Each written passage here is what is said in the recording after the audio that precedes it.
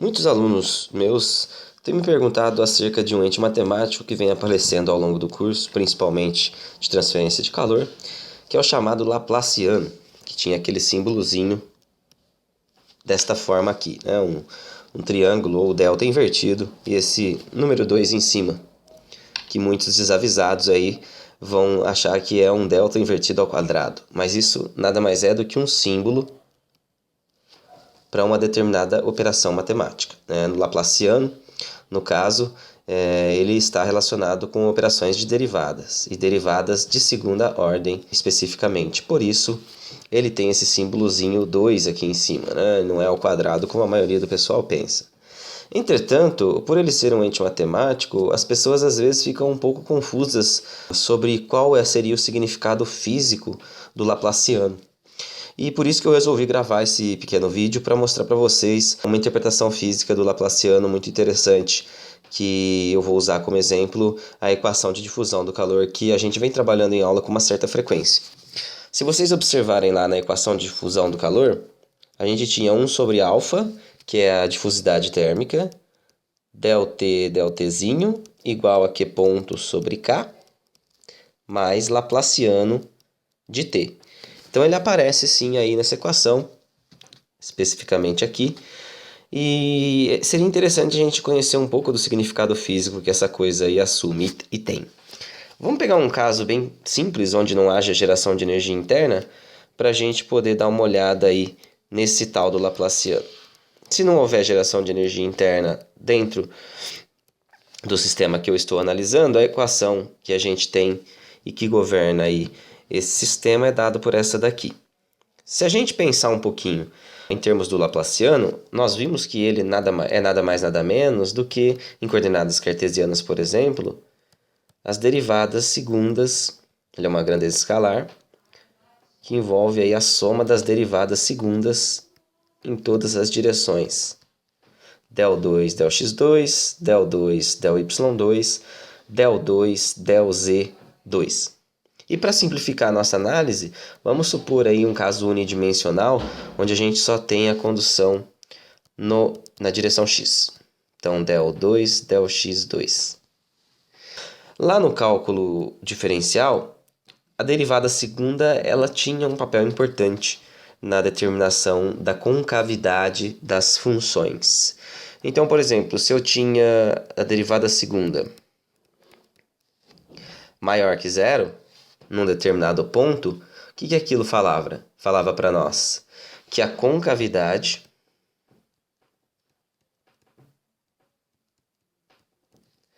era para cima, ou a boca era para cima, né? Notação um pouco mais informal. E isso então falava o que para nós? Que num determinado ponto a concavidade era assim, quando a derivada segunda era maior do que zero. E se a derivada segunda fosse menor do que zero, a concavidade nas vizinhanças do ponto era para baixo, ou boca para baixo, a gente falava, né? Que tá meio ruim de ver. Vou fazer o desenho aqui. Então, se a gente tinha um determinado ponto e naquele ponto a derivada segunda era menor que zero, quer dizer que a boca era para baixo, e se fosse maior que zero, a concavidade nos arredores daquele ponto era para cima. A boca da função que a gente chama é para cima. Então, olha só, se o Laplaciano for maior do que zero, vai implicar para nós que no ponto que esse Laplaciano é maior que zero, a concavidade é para cima. Concavidade para cima. Se a concavidade é para cima, é porque no ponto que a gente está calculando o Laplaciano, o valor da temperatura, que nesse caso o Laplaciano está atuando aí na temperatura, o valor da temperatura ele é abaixo do valor médio dessa mesma temperatura nas vizinhanças do ponto.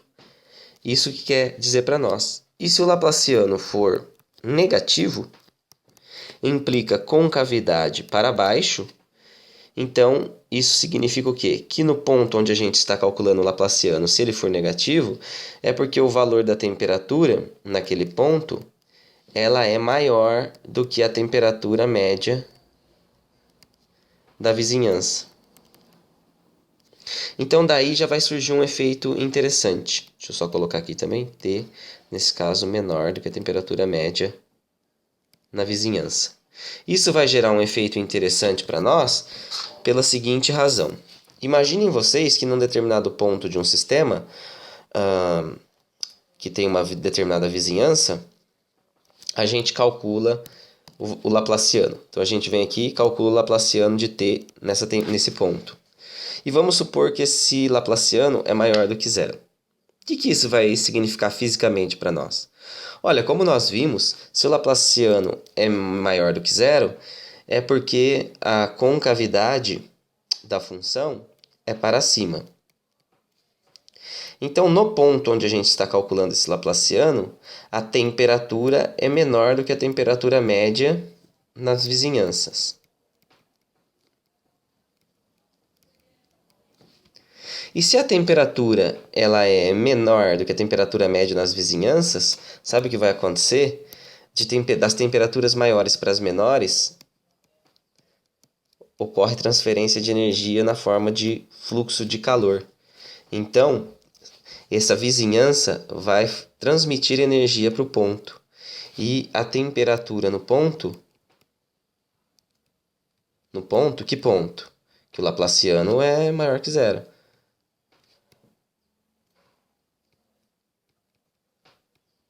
Então, a temperatura no ponto em que o Laplaciano é maior do que zero tende a aumentar. E se a gente pegar um outro ponto diferente, calcular o Laplaciano, esses rabisquinhos aqui são a vizinhança do ponto, tá? Nós estamos trabalhando com grandezas infinitesimais, então tem a vizinhança aí.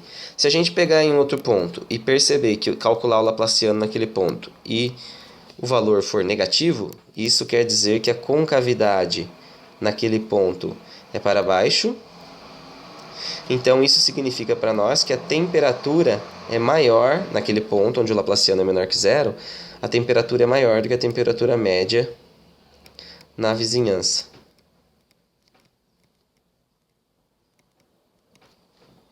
E se a temperatura é maior do que a temperatura média nas vizinhanças, desse centro aí de temperatura mais alta, que é nesse ponto onde o Laplaciano é negativo, vai sair energia na forma de fluxo de calor.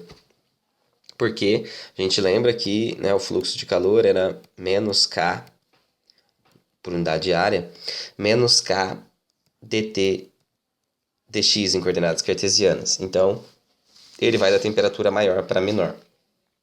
Então, essa é uma interpretação física do Laplaciano. No caso de transferências de calor, se o Laplaciano da temperatura em um determinado ponto for positivo, sabe o que quer dizer? Quer dizer que naquele ponto a temperatura é menor do que a temperatura média nas vizinhanças. Portanto, fluxo de calor vai vir da vizinhança para aquele ponto. E se o Laplaciano for menor do que zero, num determinado ponto, quer dizer que a temperatura naquele ponto é maior do que a temperatura média nas vizinhanças, portanto, vai sair calor, fluxo de calor daquele ponto para as vizinhanças. E essa é uma interpretação muito legal do Laplaciano, que eu acho bastante conveniente falar aqui, e por isso que eu perdi um pouquinho de tempo e resolvi fazer esse videozinho. Então vocês já estão sabendo aí, né? O Laplaciano, apesar de ser um operador de derivadas, apesar de estar envolvido com as derivadas segundas, ele também tem essa interpretação física bastante importante, e agora vocês já sabem disso.